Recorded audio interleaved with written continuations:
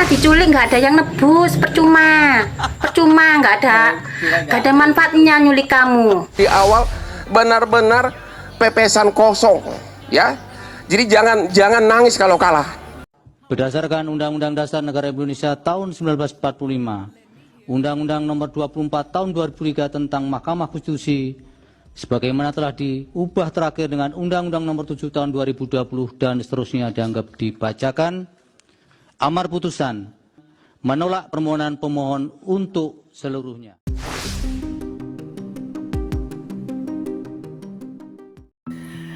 Ya, akhirnya teman-teman, Hakim MK memutuskan dengan menolak seluruh gugatan baik dari pihak 01 dan 03. Tentu hal ini memang sudah diprediksi sangat kuat, baik dari para ahli, baik dari para pengamat politik, bahkan rakyat pun mereka sudah bisa memberikan pendapat tentang prediksi putusan Hakim MK ini. Namun memang di sisi lain ada hal yang membuat kita kaget, terutama dari ke-8 hakim tersebut, 3 diantaranya berbeda pendapat atau punya pandangan lain ya. Namun secara keseluruhan sih itu gak masalah, karena memang poin utamanya adalah tidak ada ya kalimat-kalimat atau pengungkapan yang mengatakan untuk mendiskualifikasi Prabowo Gibran.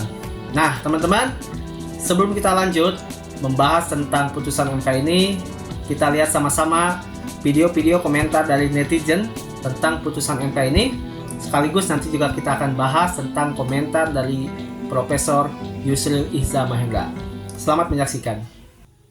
Ya, berita hari ini yaitu MK tolak permohonan Anies Mohaimin. 3 hakim ajukan dissenting opinion. Dan benar-benar di luar nalar, tim Amin selalu mengajukan dan hakim punya pendapat sendiri gitu. Dilansir dari narasi, MK tolak permohonan Anies Mohaimin seluruhnya. Putusan ini dibacakan oleh Ketua MK Pak Soehartoyo. Dalam putusan ini 5 hakim menolak permohonan kubu Amin, sementara sisanya berpendapat lain. Begitu ya guys. Tapi kata netizen, katanya negara demokrasi, giliran kalah tidak bisa menerima. Padahal mereka teriak paling demokrasi, tapi faktanya di lapangan beda. Mereka ingin menang, pokoknya menang, yang lain kalah, mereka harus menang. Makin kesini, makin kesana 01, ya biarinlah. Mereka punya pendapat pribadi dan terus mengajukan. Mereka tidak ingin 02 memimpin negara ini, mungkin ya. Atau mereka sendiri pengennya seperti apa ya. Jadi menurut kalian gimana guys? MK tolak permohonan seluruhnya Anies, dan kita lihat sampai kapan mereka akan mengajukan itu. Putusan MK, Presiden tidak terbukti lakukan intervensi. Pencalonan Gibran tetap sah, rungokno kupingmu sah. Wes, kate lapo maneh, kate kalap, kate berut, kate banteng, wis diomongi kok. Nek wangel diatur, mending ora usah melu, ora usah dijak. Ngerti ngono ora dijak. Dislimuro ditinggal tukokno rawon ta apa. Wangel aturane. Kadek ono pola diulang-ulang bareng. Kowe nek kalah tarik tambang, njaluk lomba diulang maneh. Apa dipecok sing menang? Tangane sampai brodol kabeh getien mok kon ulang maneh. Diomongi kok. Wis salah. Mumpung durung ngerti mbahku. Ngerti mbahku diomeli tambah dadi wong goblok. Wis salah, nurut to aturane negara ya. Wes, diterima iku. Trimon. Lo tau nggak hasil putusan MK terkait Pilpres? Seperti yang gue bilang di video sebelumnya, hari ini tuh ada pembacaan putusan MK terkait gugatan Pilpres dari paslon 01 dan 03. Dan hasilnya Mahkamah Konstitusi itu menolak permohonan pemohon untuk seluruhnya. Yang artinya gugatan dari paslon 01 dan 03 mulai dari pencalonan Gibran, bansos, penunjukan pejabat kepala daerah, aparat penegak hukum, dan lain-lain itu tuh nggak beralasan ataupun nggak bisa dibuktikan. Sehingga hasil pemilu yang diselenggarakan oleh KPU yang memenangkan paslon 02, Prabowo Subianto dan Gibran Rakabuming Raka itu tuh diberikan legitimasi oleh Mahkamah Konstitusi selaku guardian of demokrasi. Dengan putusan MK ini harusnya kita tinggal nunggu penetapan KPU sih terkait pemenang Pilpres, dan ya udah kita tinggal nunggu presiden baru dilantik tanggal 20 Oktober nanti. Nah guys, ini ada video lucu ya. Jadi emak-emak dia marah-marah ngomentari si Prince Alor Boy. Lagi-lagi Prince Alor Boy ya.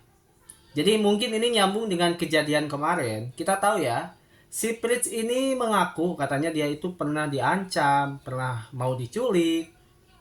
Kalau saya sih nggak percaya ya teman-teman. Karena apa ya? Lagian si Pritz ini siapa sih gitu kan? Orang penting juga bukan gitu kan? Dia cuman bisanya orasi-orasi doang. Hei, alor boy. Katanya kamu diancam mau diculik. Emangnya siapa yang mau nyulik kamu? Kalau saya ya, malah kasihan loh sama si penculiknya. Nanti kamu di sana diculik nggak ada yang nebus, percuma nggak ada manfaatnya nyulik kamu. Adanya nggak jadi beban si penculik aja, ngasih makan kamu gratis, tidur gratis. Apa hebatnya kamu, ha? Nyulik kamu itulah apa hebatnya? Kamu diculik, dikasih umpan loh ke kolam lelenya, lihat wajah kamu itu loh, tabur semua lelenya. Jadi kamu kalau ngomong tuh jangan suka asal jeplak gitu loh kalau bahasa Jawanya. Oke, salam waras. MK tolak permohonan 01 dan 03. Guys, ayo namanya di nasora eleh, di persidangan guys hampir eleh aya nama. Guys mending kene marani weh. Mandi pakai sampo emeron, pakai sabun lipo boy. Guys beres gitu indit ka korsel. Sok naik omak banyak puter sing tarik ngarah happy nya. Aduh, malah nyuruh mandi. Nah, ini video ini teman-teman suasana pada saat di luar gedung MK ya. Saya lihatnya miris banget. Kalimat-kalimatnya itu loh. Kita tonton sama-sama teman-teman. Ingat, tidak ada pemimpin yang goblok. Tidak ada anak buah yang goblok. Kecuali pemimpinnya yang goblok.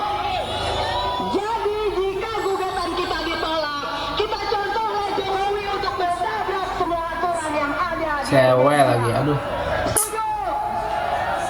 Ya, Pak Jokowi menggaungkan revolusi mental pada saat itu. Betul, revolusi mental Pak Jokowi berhasil melahirkan anak yang tidak bermoral, anak yang tidak beretika. Itulah Gibran Rakabuming. Betul, itulah hasil revolusi mental dari seorang Jokowi. Apakah kita harusnya? Setiap orasi saya selalu katakan, saat ini kita hanya ada dua pilihan. Pertama, lawan kekuasaan atau ditindas kekuasaan. Lawan kekuasaan, kita kepalkan tangan kiri kita ke atas sebagai simbol perlawanan kita melawan rezim Jokowi. Kita akan berjuang sampai Nah guys, ini ada video lucu ya dari salah satu pendukungnya Abah. Ini postingan dari akun miliknya Coki, Bang Coki lah ya kita sebut. Jadi dia intinya kecewa dengan keputusan MK dan akhirnya dia mungkin mengajak kepada pendukungnya Abah kayaknya ya. Udahlah, kita fokus aja ke DKI 1. Lalu maksud DKI 1 itu untuk siapa? Kalau untuk Anies berarti ya menurut saya itu sama aja ya kayak menghina gitu. Dari capres jadi cagup. Itu artinya ya kalau saya jadi Anies ya nggak mau lah gengsi, ngapain? Mending saya nunggu sabar 5 tahun nyapres lagi, siapa tahu menang kan. Udah, jangan tonton dah. Kalau dari lihat pembicaraan ini bilang nggak ada bukti terus. Ya ujung-ujungnya pahit ini romannya. Nah dari tadi tidak terbukti. Buat apa? Dari kemarin ada sidang, udah aja ketok palu dah. Udah ketok palu udah menang dah dia dah. Orang dari tadi kita tonton kebanyakan tidak terbukti. Nggak ada dugaan. Capek. Gue matiin nih TV-nya dah. Susah udah apa aja yang dibuktiin nggak terbukti, ribet jadinya ya. Udah kita fokus DKI 1 aja lah ya. Oke, kita fokus DKI 1 tar. Ya, jangan sampai DKI Jakarta dipimpin oleh kroni-kroninya. Wassalam. Guys, video berikutnya ini dia yang kita tunggu-tunggu ya. Komentar dari Bang Hotman Paris. Kita tahu selama ini setelah selesai persidangan dari kemarin, Bang Hotman ini selalu memberikan komentar-komentar yang menurut saya komentarnya ini bikin lawannya itu kepanasan. Nah, kita lihat apa komentar Bang Hotman ini tentang putusan MK yang tentunya memenangkan Prabowo Gibran. Kita simak sama-sama. Sebelum di awal perkara ini, semua masyarakat mengatakan kok nggak imbang pengacaranya. Yang hadir ini semua pengacara-pengacara top yang sudah puluhan tahun berperkara. Yang di sana Refri Harun nggak pernah bersidang. Pengacaranya 0 berapa itu? 01. Mulia Lubis cuma konsultan. Anda bisa lihat ya betapa hancurnya pembelaan mereka. Inti pokok dari permohonan mereka adalah adanya kecurangan, rakyat disogok dengan bansos. Kalau Sami jadi pengacaranya, pengacara perkara yang street lawyer yang sudah puluhan tahun, harusnya saya akan kumpulkan 5 masyarakat dari tiap kabupaten penerima bansos, terutama yang berpihak, bawa ke MK ratusan. Ini mereka tidak lakukan. Mereka terpengaruh sama filsafat kosong dari Rocky Gerung. Yang dibawa adalah filsuf Kristen, yaitu Romo, sama psikolog. Bagaimana suatu peristiwa perbuatan melawan hukum dibuktikan mau dicoba dibantah dengan psikolog sama etika sama Romo ahli gerejani. Jadi benar-benar pembelaan mereka itu seperti saya bilang di awal, benar-benar pepesan kosong ya. Jadi jangan nangis kalau kalah. Udah itu aja. Rocky Gerung, saya tantang kau berdebat hukum ya, bukan berdebat filsafat Kopingho ya. Thank you. Nah guys, kita akan dengarkan sama-sama komentar dari Ketua Tim Hukum Prabowo Gibran, Profesor Yusril Iza Mahendra. Karena ini menarik ya teman-teman.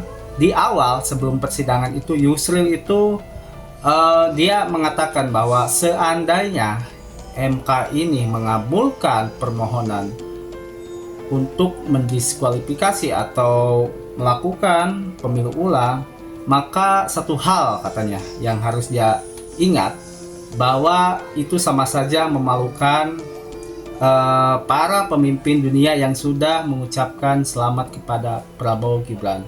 Nah tentu ini kalau kita pikir memang iya sih ya, karena semata-mata mereka mengucapkan selamat, baik presiden, baik perdana menteri dari negara tetangga ataupun dari Amerika ya, pasti mereka juga sudah punya perhitungan, kalkulasi, dan yang penting mereka juga punya orang-orang atau intelijen lah ya, informan yang meyakinkan bahwa memang Prabowo ini akan tetap dimenangkan dan dilantik. Dan yang paling penting juga sih ya, yang menurut saya yang paling penting teman-teman, ini berdasarkan pengalaman yang mereka lihat baik dari Quick Count, karena memang pada saat pengumuman Quick Count pun satu hari setelah itu juga banyak pemimpin negara mengucapkan selamat kepada Prabowo Gibran. Artinya mereka memang sudah yakin bahwa Prabowo ini akan menjadi the next presiden berikutnya. Kita sama-sama sudah menyaksikan jalannya persidangan tadi, dan putusannya sudah kita ketahui, ialah bahwa seluruh dalil-dalil yang dikemukakan oleh pemohon 1 maupun pemohon 2, baik terjadinya kecurangan pemilu, penyalahgunaan kekuasaan, nepotisme, kemudian abuse of power, kemudian penyalahgunaan bansos, penyalahgunaan sirekap, penyalahgunaan PLT kepala daerah, semua dinyatakan oleh mahkamah tidak terbukti dan tidak mempunyai alasan hukum, dan karenanya ditolak oleh Mahkamah Konstitusi. Dan tadi putusannya adalah menolak permohonan pemohon seluruhnya. Jadi seluruhnya ditolak, dan itu persis yang sudah kami kemukakan sebelum putusan ini baik oleh Pak Otto Hasibuan, Pak Hotman, saya maupun juga Pak Kaligis, Pak Nikolai, Pak Fahri Bahmid, kami sudah meramalkan dari awal bahwa kedua pemohon itu tidak mampu untuk membuktikan dalil-dalilnya dalam persidangan, narasi-narasi saja, tapi tidak ada bukti, baik dari keterangan saksi, keterangan ahli, maupun juga dari alat-alat bukti yang dibawa ke persidangan. Bahkan 4 menteri yang diminta oleh pemohon dihadirkan, seluruhnya memberikan keterangan yang bertolak belakang dengan apa yang dinarasikan oleh kedua pemohon. Jadi putusan yang kita dengar sama-sama tadi adalah Mahkamah Konstitusi memutuskan menolak permohonan kedua pemohon seluruhnya. Berarti tindak lanjutnya selanjutnya adalah dilakukan oleh KPU untuk menetapkan pasangan calon terpilih dalam pemilihan umum Presiden Wakil Presiden 2024, yaitu pasangan Prabowo Subianto dan Gibran Rakabuming Raka.